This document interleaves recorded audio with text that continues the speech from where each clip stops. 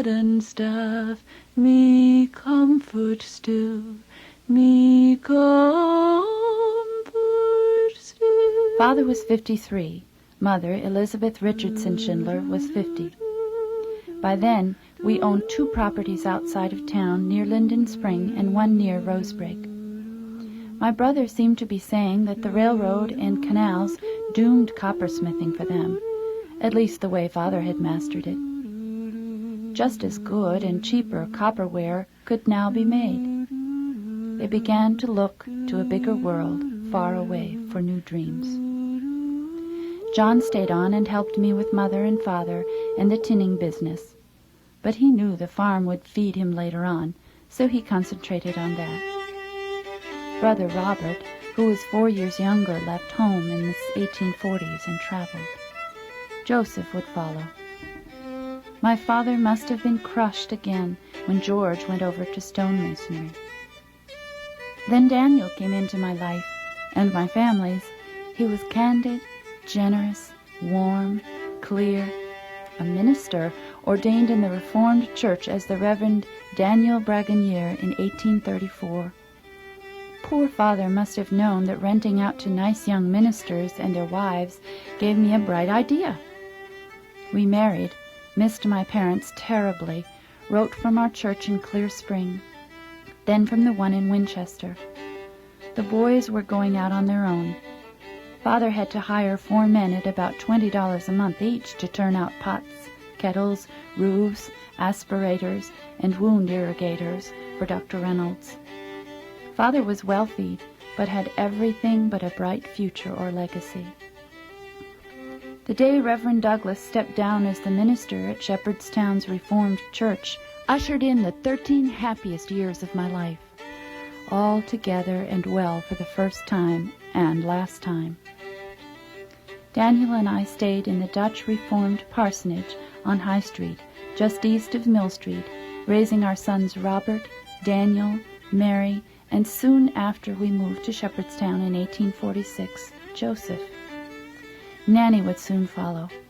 Prayers were not always whispered in our house, a scolding or two as well.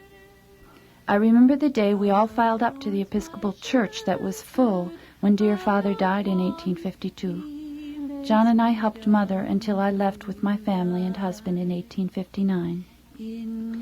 My husband was strong and clear in his beliefs, a problematical personality for any minister preaching to Shepherdstown in that time, when the slavery issue split the Methodist Church in our town asunder and was making cracks in ours.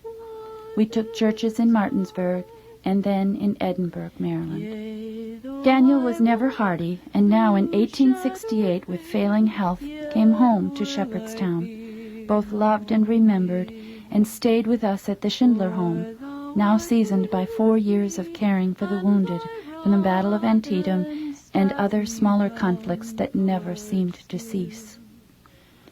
Maybe the war wore my husband down, but we lost him and my mother in 1867 and 8. She was the oldest citizen in town and knew everything about it, most of which was memory stranded on the far side of a chasm of time called the Civil War. The ministers were right and made us cry when at the funeral service they spoke of Daniel. He was possessed with a very exalted sense of the office of this Christian ministry. The minister said to all present, "He spoke his mind fearlessly, frank, and generous. It was not part of his character to dissemble. He had many friends, warm friends, and enemies." Beliefs, those past 10 years, had been a heavy yoke sometimes. How appropriate that Adam Cook set up shop coppersmithing just about then. Father would have liked that. He would have also liked the minister at Daniel's service who referred to himself and Mother as sainted, and so they were.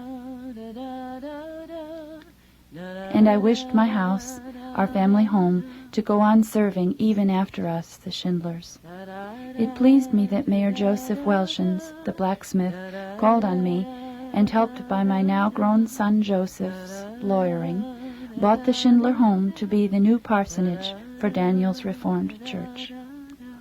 The old parsonage, the one we lived in for 13 years, was in the path of the railroad track being laid along Mill Street. For many years John and I survived our family, watching our children carry on. What a life, I think. I think it's been all right. Mm-hmm.